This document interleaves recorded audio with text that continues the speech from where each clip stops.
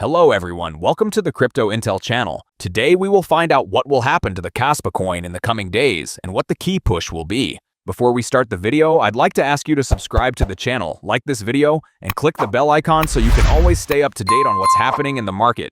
It takes you literally a second, but for me it's motivation to improve the quality and level of the videos on the channel. We have a lot to discuss, so let's get started right away. Kaspa price has spent a long stretch trying to find stability after moving far away from its strongest rally phase. Kaspa peaked near $0.20 in July 2024 before sliding toward the $0.032 area seen in mid-June 2026. That move represents a drop of about 84.5% from its all-time high, a level that still defines the broader market mood around Kaspa today. Kaspa now trades in a zone where small demand changes tend to matter more than usual. Price action near $0.032 to $0.034 shows how tightly liquidity has compressed after months of steady decline and low activity across the order books. Why Kaspa price lost momentum after the 2024 high and early narrative cycle. Kaspa's early rally built around excitement for the blockDAG proof-of-work design. That narrative brought strong attention during its breakout phase, yet momentum cooled once speculative demand reached exhaustion.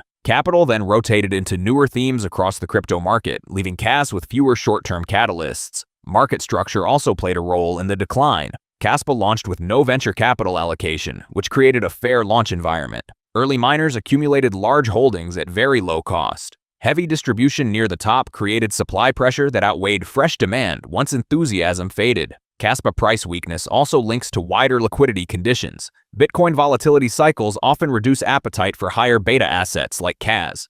Each liquidity sweep in larger markets tends to drain risk exposure from smaller Layer 1 tokens, and Kaspa absorbed that effect across multiple phases. Supply structure and analyst views point to dormant liquidity conditions. A key part of the Kaspa price discussion now sits in its supply behavior. Analyst Katrina, known as Kaspa Girl, noted that around 48% of KAS has not moved in over 1 year. She also pointed out that roughly 65% has stayed inactive for more than 6 months. That type of dormancy suggests a large portion of supply remains locked in long-term holding wallets rather than active trading. That structure matters because it sets up conditions where new demand can have a stronger effect on available supply. Katrina also pointed toward a possible scenario where a Tier 1 exchange listing could introduce fresh demand into a market where many tokens remain inactive. That combination often creates tighter liquidity zones, especially when sell pressure does not increase at the same pace. Another analyst, Boogie, described Kaspa trading near $0.033 to $0.034 with a market cap close to $900 million to $930 million.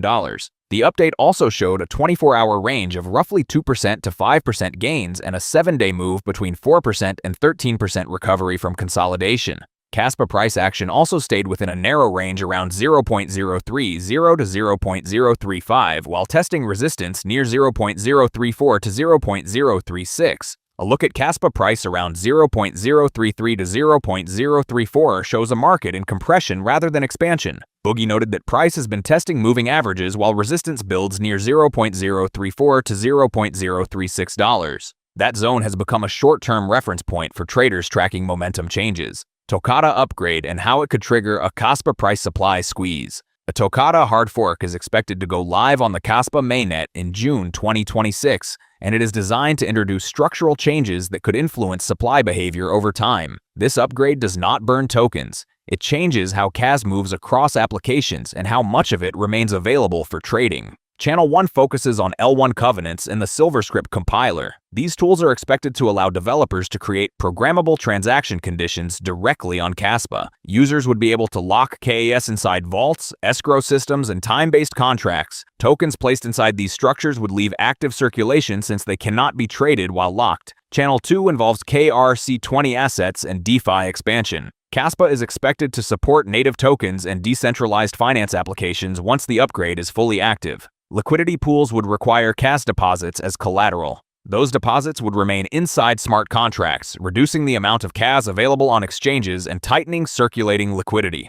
Channel 3 centers on zero-knowledge verification support embedded into the protocol. Groth 16-style operations are expected to enable roll-ups and bridges that rely on cryptographic proof systems. These systems would likely require operators to lock KAS as collateral, which could further reduce available supply in open markets. Channel 4 highlights emission dynamics. More than 95.5% of the 28.7 billion total supply has already been mined. Kaspa's emission schedule continues to slow toward near-zero new supply. This structure means demand from ecosystem growth would rely heavily on existing circulating tokens rather than new issuance. Historical cycles in crypto often show that tight supply, combined with rising utility, can change price behavior quickly. Kaspa now sits between long-term holder dominance and potential new demand from protocol upgrades and ecosystem expansion. Your plans, hopes, and expectations are for it. The best and most engaging comment will be featured in the next video. Just a reminder, friends, informational and news videos are posted on the channel every day, so you won't get bored here. And of course, don't forget to subscribe to the channel and click the bell icon so you're always up to date on all the latest news. And if you liked this video, please support me with a like. Your like is my motivation. Thanks to everyone for watching, and see you next time.